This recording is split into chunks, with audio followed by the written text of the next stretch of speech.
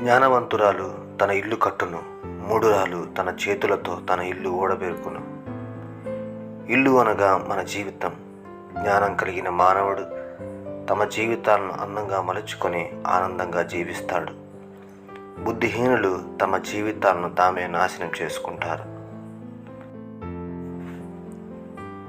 సాధారణంగా ఎవరు తమ జీవితాలను నాశనం చేసుకోవాలని అనుకోరు. జ్ఞానం అంటే ఏమిటో గ్రహించక తాము అనుసరిస్తున్న మార్గమే తమ జీవితాలను మెరుగుపరుస్తుందని అనుకుంటున్నారు. దేవుడు ప్రతి మనిషికి కొంత జ్ఞానం అనుగ్రహించాడు. ఈ ప్రపంచంలో మానవుడు జీవించడానికి అది ఎంతగానో ఉపయోగపడుతుంది. మానవుడు తనకున్న జ్ఞానంతో తనకు కావలసిన వాటిని సంపాదించుకుంటూ ఏది చేయాలో ఏది చేయకూడదో నిర్ణయాలు తీసుకుంటూ జీవితాన్ని జాగ్రత్తగా నడుపుతుంటాడు. జ్ఞానం కలిగిన వారు తమ జీవితాల్లో ఉన్నత స్థాయిల్లో ఉంటారు అనడంలో అతిశయోక్తి లేదు. ఏది మంచో ఏది చెడో గ్రహించగలిగిన శక్తి మానవునికి ఉంది. కానీ కొంతమంది మంచిని విసర్జించి చెడును అనుసరిస్తున్నారు. చెడు మార్గంలోనే పయనిస్తూ అందులో ఎదురవుతున్న వాటిని తప్పించుకొనుటకు మోసాలు, అసత్యపు మాటలు పలుకుచు అనేక చెడు క్రియలను చేస్తూ తాను తెలియగలవాడనని, జ్ఞానం కలిగిన వాడనని భావిస్తున్నాడు. అటువంటి వాడు ఒకరోజు ఖచ్చితంగా ఆపదలో చిక్కుకుంటాడు. చెడును అనుసరించి తామే జ్ఞానవంతులను భావించిన వారు కష్టాల్లో పడినప్పుడు జ్ఞానం ఇలాగ నవ్వుచున్నది. నేను చెప్పిన బోధ ఏమియో మీరు వెనక త్రోసివేసితిరి. నేను గద్దింపగా లోబడకపోతిరి. కాబట్టి మీకు అపాయం కలుగునప్పుడు నేను నవ్వెదను, మీకు భయం వచ్చినప్పుడు నేను అపహాస్యము చేసేదను అని జ్ఞానం ఆపదలో పడిన బుద్ధిహీనులను చూసి నవ్వుచున్నది. ప్రస్తుత ప్రపంచంలో కొంతమంది ఉన్నత స్థాయిలో ఉన్నవారు కూడా దుర్మార్గమును అనుసరించడం ద్వారా తమ స్థాయిలను కోల్పోయి జీవితాలకు అవమానం తెచ్చుకుంటున్నారు. జ్ఞానం ఎప్పుడు మనిషిని సన్మార్గంలో నడిపిస్తుంది. అది మనిషికి ఘనతను తెచ్చిపెడుతుంది.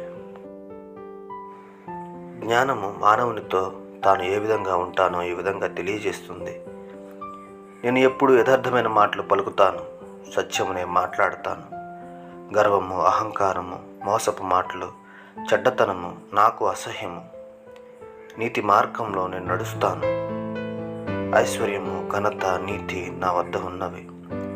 వెండి బంగారముల కంటే నేను శ్రేష్టమైన దాన్ని.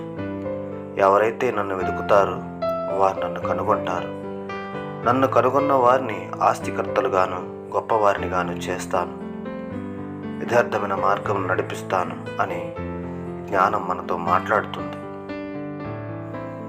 బుద్ధిమంతుడు జ్ఞానం విడువడు కనుక అది వారిని కాపాడుతుంది. ఈ జ్ఞానం ఎక్కడ దొరుకుతుంది అని పరిశుద్ధ గ్రంథంలో పరిశీలిస్తే సృష్టి ఆరంభమున యెహోవా తనను కలుగు చేశాడని జ్ఞానం తెలుపుచున్నది. నేను ఆయన యొద్ద ప్రధాన శిల్పినై అనుదినము సంతోషించుచు నిత్యము ఆయన సన్నిధిని ఆనందించుచూ ఉంటిని. బుద్ధి జ్ఞానముల సర్వ సంపదలు ఆయన యందే గుప్తములై ఉన్నవి అని వాక్యము సెలవిచ్చుచున్నది. మరి ఈ జ్ఞానము మానవుడు ఎలా పొందగలడు అనగా దేవుని యందు భయభక్తులు కలిగి ఆయన మనకు ఇచ్చిన ఆజ్ఞలు, కట్టడలు అనుసరించుటే జ్ఞానమునకు మూలము. ఆయన మాటకి లోబడి జీవించినడలా ఆయనే తోడుగా ఉంటారు. న్యాయము తప్పిపోకుండా నిన్ను కాపాడుతారు. ఏది మంచి మార్గమో నీవు తెలుసుకుంటావు. జ్ఞానం నీ హృదయంలోనికి వచ్చును. అది నీకు ఆనందంను కలుగజేస్తుంది. అది నిన్ను ఆపదల నుండి కాపాడుతుంది. యెహోవా యందలి భయభక్తులే జ్ఞానమనియు, దుష్టత్వం విడుచుటయే వివేకమనియు ఆయన నరులకు సెలవిచ్చెను. కనుక మనము జ్ఞానము కలిగిన వారమై దేవుని యందు భయభక్తులు కలిగి ఆయన మాటలకు విధేయతను చూపిస్తూ బండ మీద ఇల్లు కట్టుకున్న బుద్ధిమంతుని వలె మన జీవితాలను మలుచుకుందాం. ప్రభువైన దేవుడు మనకు తోడై ఉండును గాక. ఆమేన్.